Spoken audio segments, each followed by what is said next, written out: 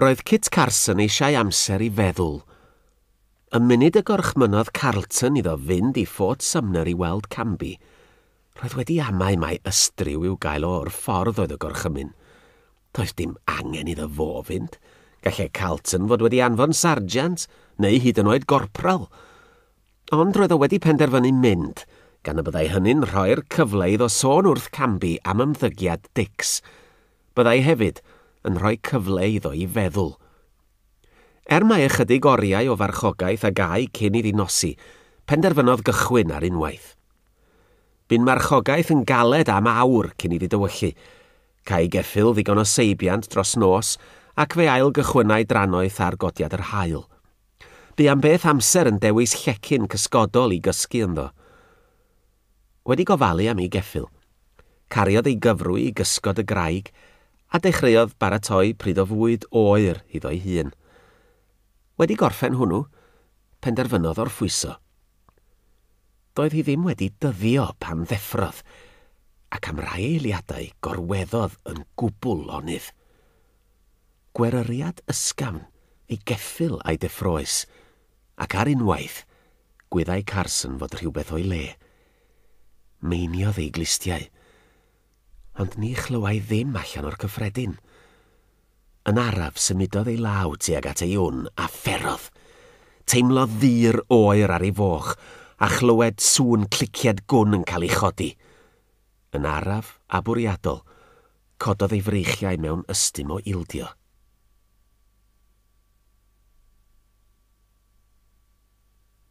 Edrychai'r fynedfa i geinant dy teulu yn iasoer yn ysblander y bore bach.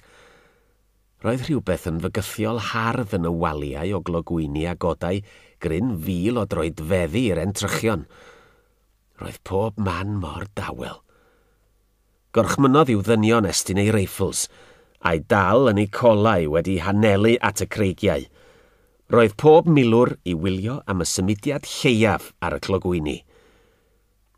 Yna daeth rhyw deimlad drosto. Roedd rhywbeth o'i le yma. Arhosodd ac edrychodd i fyny ac i lawr y waliau anferth o bopdi iddo. Doedd yna neb i'w weld ar y clogwyni, ac eto roedd ganddo'r teimlad fod miloedd o barau o lygaid yn edrych arno. Oedd o'n arwain ei ddynion i drap. Penderfynodd brysuro ymlaen, ac yn araf fe basiodd y milwyr yn ddidramgwydd trwy'r fynedfa gul a phrysuro yn ei blaenau nes cyrraedd y ddau wersyll cynta. Sergeant! Bloeddiodd Dix. Carlamodd hwnnw'n syth at y capten. Sir! Fe ddechreuwn ni yma. Dosa kerosin i bob tipi a'i tanio. Potelaid o wenwyn i bob twll dŵr. Roddodd Dix o'r chymyn i'r sgowtiaid symud yn ei blaenau i edrych am y prif wersyll, ac wedi iddyn nhw adael, dechreuodd ei ddynion losgu'r tipis gwag. Wedi tywallt gwenwyn i'r tyllau dŵr, symudodd y milwyr yn araf i fyny'r ceinant. Pan gyrhaeddodd Cochise a'i ddynion, roedd yna gyffro yn cyniwair trwy'r gwersyll. Anelodd Cochise yn syth am babell Geronimo, a daeth tyrfa i'w ganlyn wedi deall mae Kit Carson, y taflwr haffau oedd y milwr a gael lusgo y tu ôl i'w ceffylau. O glywed twrf y ceffylau, daeth Geronimo allan, ac wedi i gyfarch, taflodd Cochise yr haff at ei draed. Carcharor, gweiddodd yn fuddigoliaethus. Cododd bloeddiadau o blith yr Indiaid, chwifwyd gynnau yn yr awyr a gwenodd Geronimo ei fodlonrwydd ar Cochise. Tynnodd ei gyllell o'i wregis ac aeth at Carson a orweddai'n swp ar lawr. Torodd yr haffau a'i daliau ac arhosodd ychydig funudau iddo ddod ato'i hun. Cafodd o taflwr haffau, ei ddal yn cysgu, fel hen wraig, meddai, gan godi lais fel y gallai pawb i glywed. Chwarddodd amryw. Gwenu a wnaeth Carson yntau. Mae Cochise i'w ganmol. A mi ddewrder, atebodd. Mae Cochise i'w ganmol am ddal un o'n gelynion, ysgyrnygodd Geronimo. Gelyn a aeth i geinant dy teulu. a difetha cynhaliaeth ein brodyr y Navajos. O'r herwydd, bydd nifer yn marw o newyn y gaeaf hwn. Tynnodd Geronimo anadl ddofn a phoerodd yn wyneb Carson. Rwy'n addo i'r taflwr haffau, na fydd ei farwolaeth yn ddi-urddas, ond yn gynta, caiff ddod gyda ni heddiw i weld dros o'i hun beth fu effaith y llosgi ar ysbryd yr Indiaid. Cododd yr haff oedd wrth ei draed. Clymwch o, a gwarchodwch o!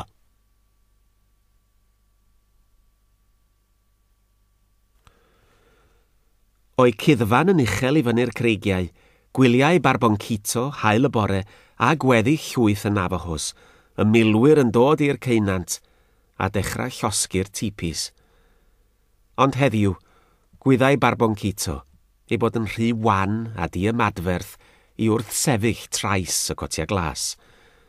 Gwyddai barboncito, nad oedd pwrpas iddo geisio ymosod ar Dix a'i filwyr.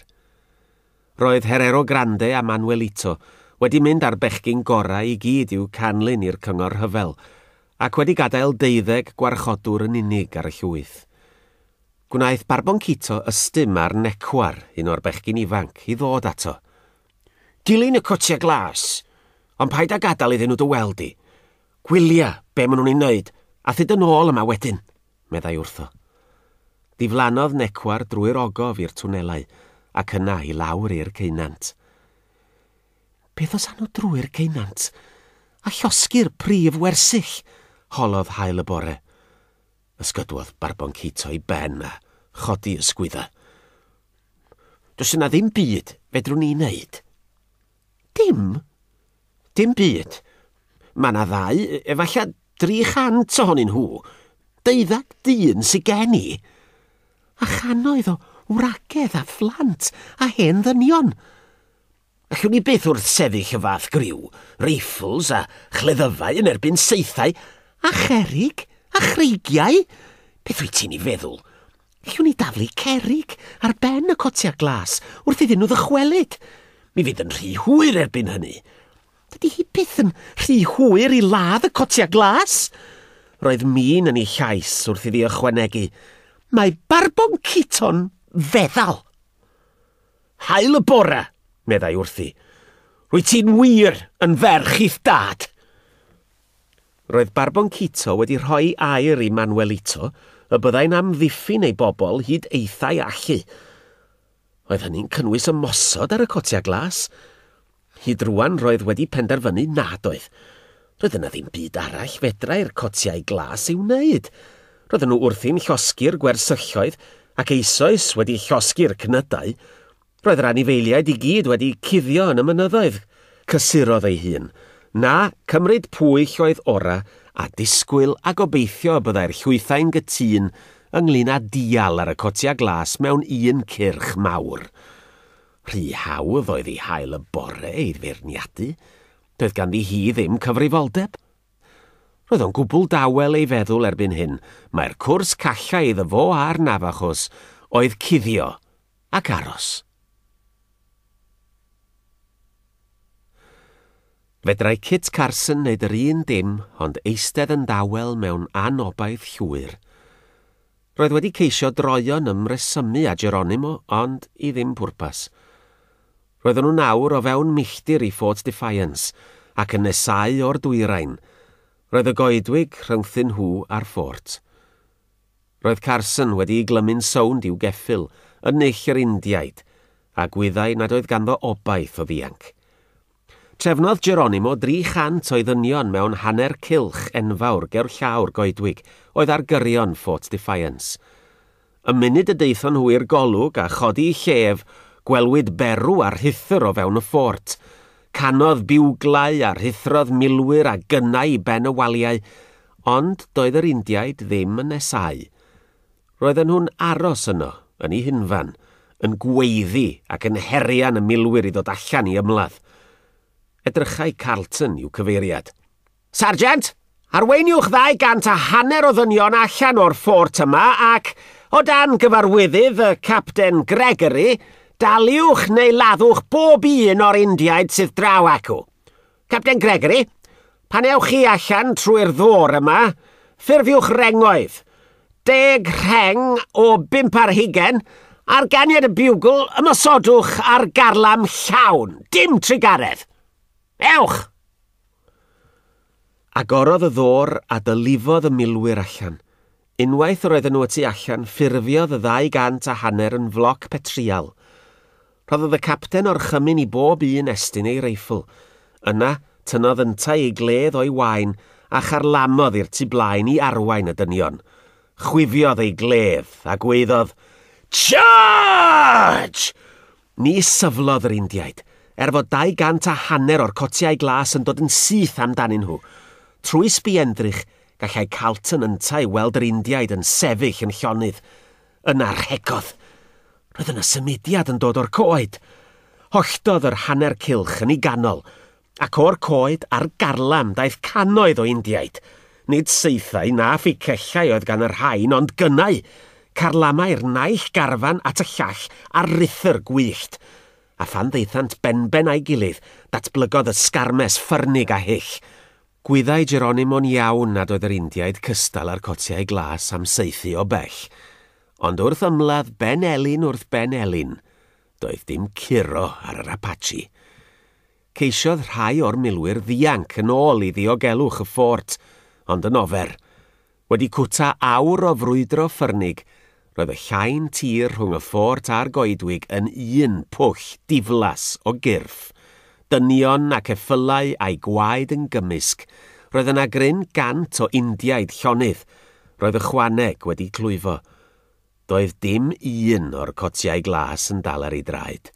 Fod nifer fawr yn gorwedd yn aflonydd yn griddfa neu yn ceisio codi. Roedd Carlton yn gwybod mai ofer fyddai iddo geisio ymuno yn y frwydr gydag y chwaneg o ddynion. Rhoddodd ei ben yn ei ddwylo. Sut ar wyneb y ddeiar roedd o i egluro i swyddogion yn Washington iddo golli dros 200 o ddynion mewn un frwydr. Oedd o'n rhy feddal hefo'r Indiaid, tybed? Yn hwyrach y noson honno i gyfeiliant bloeddiadau'r Indiaid, carlamodd ceffyl i gyfeiriad y ffort. Ynghlwm ar ei gefn, roedd Kit Carson. Roedd ei gorff wedi drochi mewn gwaed y cotia glas, ac wedi ei blethu i'w wallt roedd swp o blu gwynion. Yn systematig a bwriadol, llosgodd Dix a'i filwyr nid yn unig 2 wersyll cyntaf y Navajos, ond y prif wersyll hefyd. Yno, dymchwelwyd y tipis cyn ei pentyrru ar ben ei gilydd a'i llosgi. Wedi llosgi'r cyfan, dechreuodd y milwyr ymosod ar y perlliannau. Drwy'r dydd bu sŵn llifio cyson tra cwympau coeden ar ôl coeden. Fesul coeden, fesul acer, dinistriwyd y perlliannau. Coed afalau ac eirin, gellig ac eirin gwlanog. Disgynnodd y naill ar ôl y llall, ac fel y disgynnent, tywalltwyd kerosin ar bob boncyff a'i danio. Drwy'r dydd fe fuon wrthi. Pob milwr yn llifio am awr, ac orffwyso am chwarter awr, cyn dychwelyd i lifio. A hithan nosi, roedd arogl hyfryd llosgi coed a kerosin yn llenwi'r ffroenau, a chymylau dion o fwg yn codi'n uchel i'r awyr. Fel y cliriau'r mwg, roedd yn bosib gweld fod darn helaeth o waelod y ceinant wedi lwyr ddinistrio.